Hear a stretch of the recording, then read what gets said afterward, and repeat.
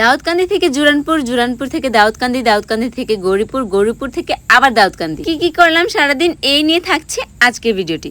তো চলো কথা না বাড়িয়ে শুরু করা যাক। সকাল থেকে দেখছিলাম আম্মু আমার ছোট বোনকে একদম জামাই আদর করছিল। কই আমার এক্সামের সময় তো কখনো এরকম করেনি, এইজন্য এক্সাম খারাপ হতো আমার, তাই আমি ওর সুখে ভাগ বসাচ্ছিলাম। তারপর একটু পালিশ পুলিশ করে সুন্দর হওয়ার চেষ্টা করছিলাম, কিন্তু লাগছিল আমাকে শাকচুন্নির মতো। আমার বোন পাপড়ি এসএসসি ক্যান্ডিডেট, তাই ও সবার কাছে দোয়া চাচ্ছিল। তারপর আমরা বের হয়ে গেলাম। বলদাখালের অটো থেকে নেমে জুরানপুরে যাওয়ার জন্য সিএনজিতে বসলাম।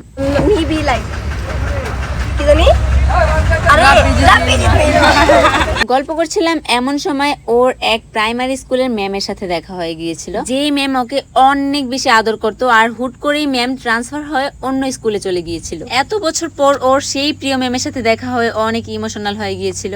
তারপর পাপড়ি ওর ম্যামের সাথে সব স্মৃতি আমাদের সাথে শেয়ার করছিল, আর শুনতে শুনতে আমরা চলে আসলাম জুরানপুরে।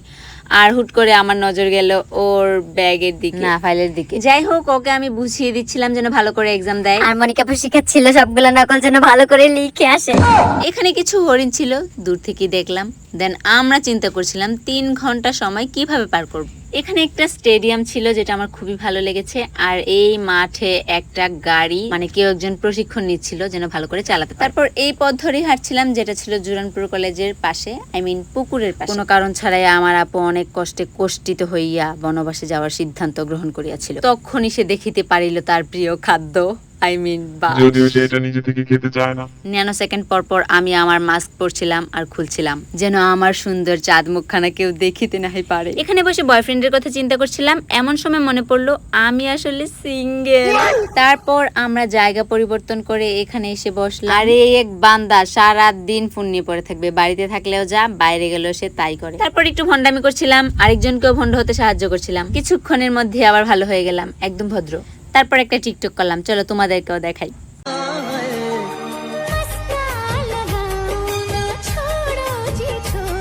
তারপর আর লিপসিং করতে পারলাম না, কারণ কয়েকজন আন্টি আমার দিকে তাকিয়েছিল, আমি লজ্জা পেয়ে গেলাম। হুট করে দেখা হয়ে গেল বান্ধবীর সাথে, কিন্তু কোনো কথা না বলিয়ে চলে গেলাম আমি আমার বোনকে আনতে।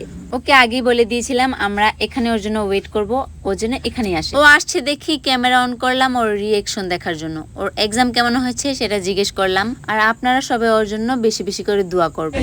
আলহামদুলিল্লাহ। এমসিকিউ কয়টা কমেন্ট পড়ছে? কমেন্ট পড়ছে 27টা, বাকি 3টা মানে আমি কনফিউজ। একটা হয় না আমি জানি, বাট 2টা আমার কনফিউশন আছে। 27টা শিওর? হ্যাঁ 27টা শিওর। সিকিউ কেমন হয়েছে? মাশাআল্লাহ, আমার বোন অনেক মেধাবী আর ওর অনেক বড় স্বপ্ন। সবাই ওর জন্য দোয়া করবেন, ও যেন শেষ পর্যন্ত ওর গন্তব্যে পৌঁছতে পারে। তারপর আমরা বকবক করতে করতে দাউদকান্দির দিকে রওনা দিচ্ছিলাম। তারপর আমরা ফুচকা খাওয়ার জন্য পার্কে আসি, আর এসে দেখি এখানে একটা মেলা হচ্ছে, যেটার কথা আমরা জানতাম না। পাপড়ির হেয়ার ক্লিপ অনেক পছন্দ, ও গিয়ে এটা দেখছিল। এইখানে মনিকা আপু কোন ফুচকাটা আগে খাবে বুঝতে না পেরে শুধু ডিম খানা মুখে দিল। তারপর আমি ক্যামেরা বের করে নিজের মুখ দেখে অনেকখানি হতাশ হয়ে গেলাম, তাই একটুখানি ফিল্টার দিয়ে চেহারাটা একটু চেঞ্জ করে নিলাম। যাই হোক, ফুচকাটা অনেক মজা ছিল। আর জুরানপুরেও আমরা টুকটাক খাওয়া দাওয়া করেছিলাম, যেগুলোর ভিডিও ক্লিপ নেওয়া হয়নি। তারপর বড় মসজিদের ওখানে কম্পিউটারের দোকান থেকে আমি আমার একটা এডমিট উঠিয়ে নিলাম। নাইমাপুর এটিএম কার্ড সবসময় আমার কাছেই থাকে, আর আমি এটার উপরে রাজত্ব করি। একজন ভদ্র মানুষ হয়েছি বিধায় আমি শুধুমাত্র 2000 টাকা উত্তোলন করিলাম। হ্যাঁ, এটাই আমার শিক্ষা। পথে একজন বাড়ির মানুষের সাথে দেখা হয়, পাপড়িকে ওর সাথে পাঠিয়ে আমরা চলে গেলাম গৌরীপুরে। বাস থেকে নেমে এক রিকশায় সোজা চলে আসলাম আলী টাওয়ার। পার্লারে ঢুকলাম, আর সাথে সাথে আমার মুখে ব্যান্ডেজ করিয়ে দিল। একটু ওয়েট করব, আবারও ওয়েট করব। এখন আমার কাজ প্রায় শেষ। এখন আমি কিছুক্ষণের মধ্যেই দাউদকান্দি চলে যাব। বকবক করতে করতে বাড়ির দিকে রওনা দিচ্ছিলাম। ভাই, বাড়ি এসে আয়নায় মুখ দেখে আমি হতাশ হয়ে গেলাম, কারণ আমার ফেসে যে এই মেডিসিনটা দিয়ে দিয়েছিল, আমার আপু আমাকে একবারও বলেনি যে তুই এটা টিস্যু দিয়ে মুছেন। আধা ঘন্টা এটা আমার ফেসে রাখলেই হতো, কিন্তু আমার সাথে এই নির্বাক চলচ্চিত্র থাকা না থাকা একই কথা। তাই কি আর করার, বাড়ি অবধি আমাকে এইভাবে আসতে হলো। তারপর চলে গেলাম একটা কসমেটিক্স এর দোকানে। আমার কাছে আসলে ট্রাভেল কিট আছে, আমার জাস্ট নর্মাল একটা কোটা লাগতো, আর হচ্ছে সলিউশন লাগতো। অনেক ঘোরাঘুরি করেও অন্য কোনো ব্র্যান্ডের সলিউশন না পাওয়ায় আপাতত আমি এটাই নিয়ে নিয়েছি। এটা যদি কেউ ইউজ করে থাকো তাহলে আমাকে জানিও যে এটা অ্যাকচুয়ালি কেমন। তো এই ছিল আমার আজকের ভিডিও। আসসালামু আলাইকুম সবাইকে।